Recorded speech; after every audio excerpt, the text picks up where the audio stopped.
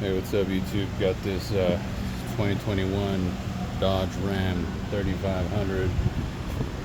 They're gonna put a DPE heavy-duty cast aluminum deep transmission pan with the ASIN transmission. That's what that box looks like here, guys. Got all my fluid right here. ASIN Mopar fluid, or ASRC filter and gasket. But new pan already comes with a gasket. It's a nice little piece right here. Got my subframe support already off, or transmission support off already, guys. Got an aftermarket lift kit here, so these bolts were kind of a bit of a pain to get that out, but not a little pry bar can fix. Keep you guys posted.